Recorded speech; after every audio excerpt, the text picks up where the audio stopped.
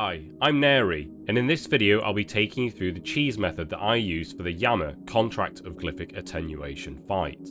At face value, this can appear to be incredibly mechanically challenging, especially in phase 3. However, with a basic attack, move sequence and cycle timer, you will see how the fight can be immensely trivialized. I'll be releasing numerous contract guides, so if you're new to the channel be sure to subscribe if you're interested in learning how to cheese each encounter. If you're interested in using my tile pack, these will be available in my Discord, which can be found in the description below. For this guide, I'll assume you're familiar with the basic mechanics of the regular fight. Now, unlike the normal encounter, the phase transitions are now at 75 and 50%, which results in an extended phase 3. Additionally, Yama now attacks on a 7-tick cycle. In this contract, Yama is only weak to crush, with his stats and bonuses displayed on screen now. Damage dealt to Yama is increased with a higher prayer bonus, however, with the trade-off that your prayer now drains faster the higher your bonus is. I'll cover gear and setups in a later section, but for now, just accept that for a prayer bonus of between 50 and 60, this will approximately double your damage against him. The negative effects of each glyph are now trebled. Glyph of Fire deals 3 times as much damage, and the Glyph of Shadow now drains 3 times as much prayer. Additionally, the duration that the protection lasts for is significantly reduced, which can be difficult to get to grips with when you first start learning this fight, especially when considering that the special attacks now also land 1 tick sooner.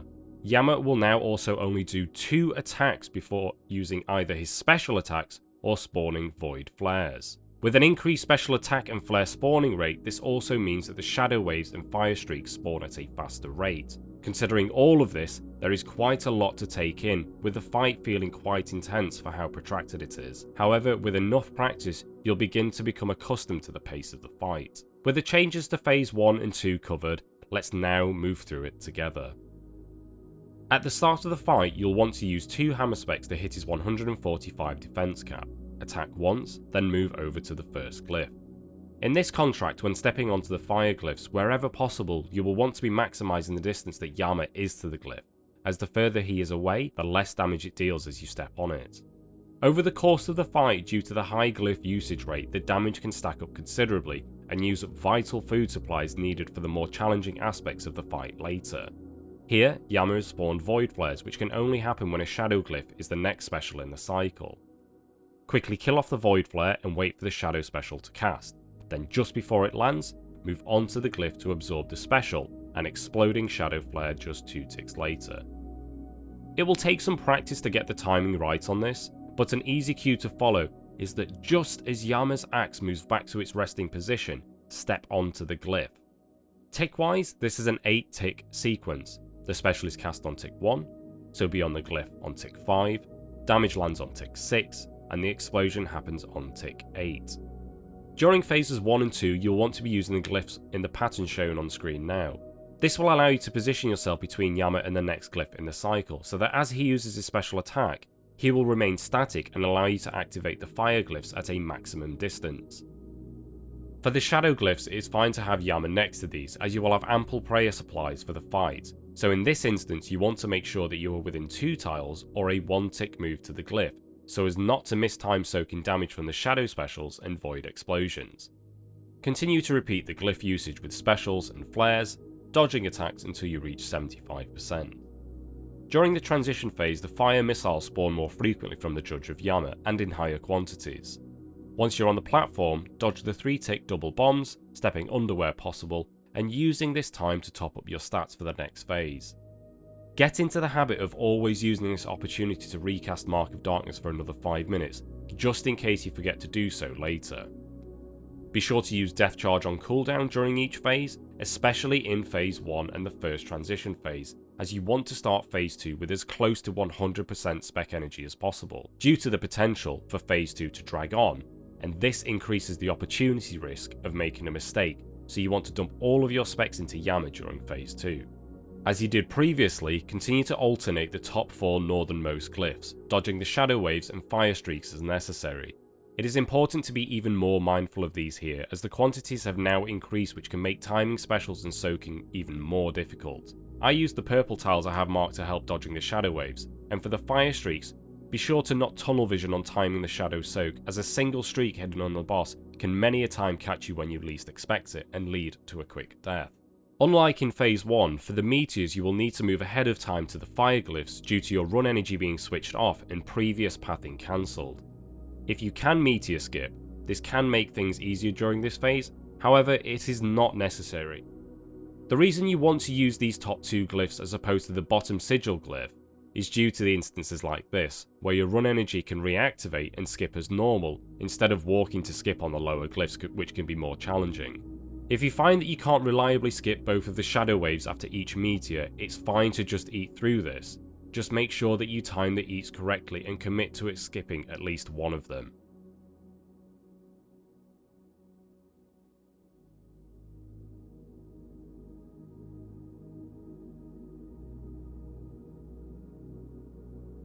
During this final transition phase, use this time to ease up and relax, as the next phase is not a DPS race. It is a controlled burn all the way through. Always make sure you recast Mark of Darkness and go into phase 3 with topped up HP and prayer, and thinking about your first few moves. Now throughout this video you will have noticed a tick counter on my character's head, and it is here where it is used.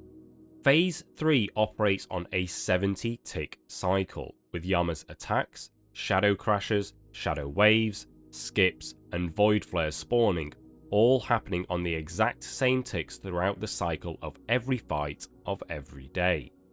The tick counter I used is the visual metronome plugin with the following settings enabled. I chose to use delete as my reset hotkey, but you can use something else if you prefer. At the start of phase 3, move to tile 0 and wait. Here you are waiting to click to attack Yama and hit your tick cycle reset hotkey at the same time as Yama begins to lift his hand, and if done correctly, puts you in cycle for the rest of the fight.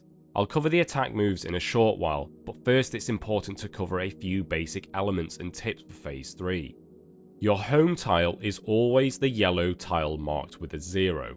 This is your reset position.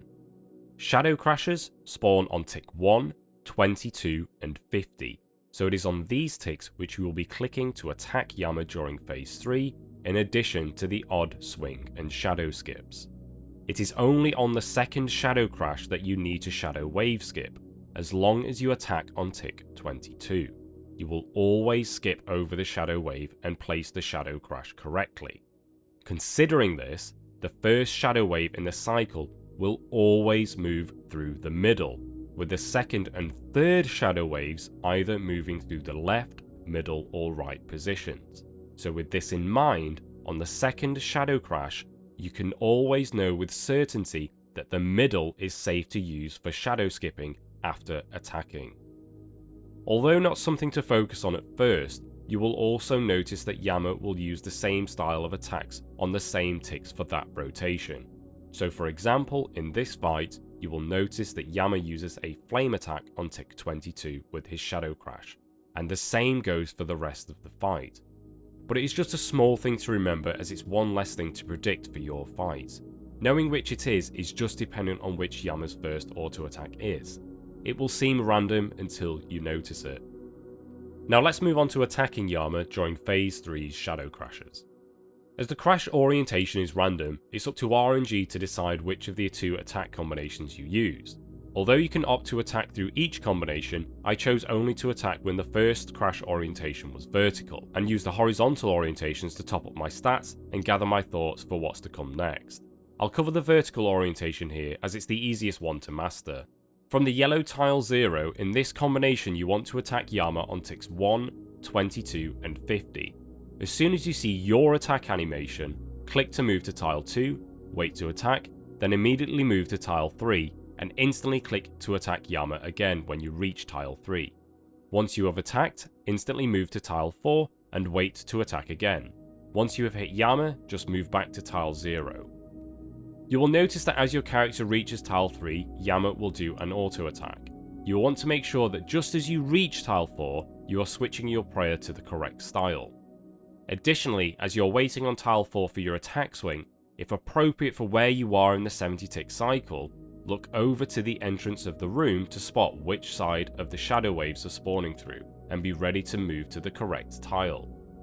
To master the attack moves, I recommend doing normal solo fights first, as it's the exact same method and timings. The only difference is that you just don't need to dodge offset shadow waves, so a normal fight becomes a nice first pass training ground.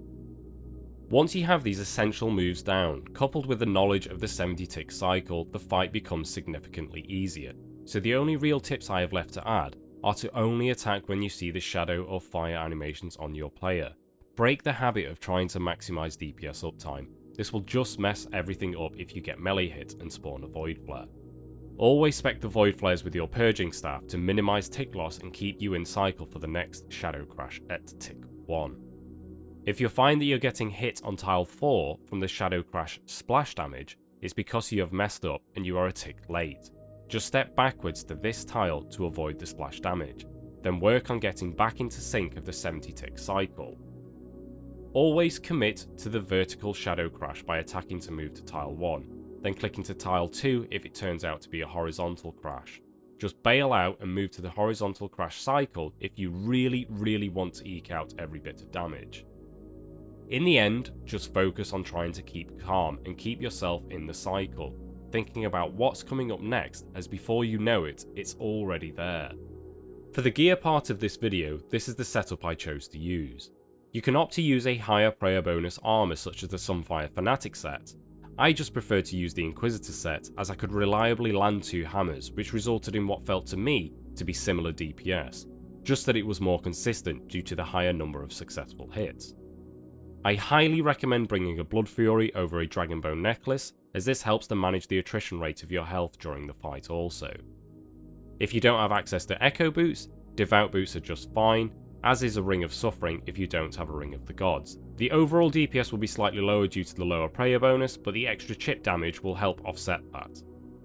A Void Waker can be somewhat useful, but isn't 100% necessary, it's just a small help. And a Bludgeon will work just fine here instead of an Inquisitor's Mace if your budget is tight. I don't recommend bringing too much hard food, and instead opt to bring multiple brews to top yourself up with during those brief moments where you can catch your breath. I hope this guide has helped. If it has, give it a like. If you have any comments or questions, write them below as I read every single one. And if you want to see more cheese guides in the future, subscribe so I can see you there. Until then, peace.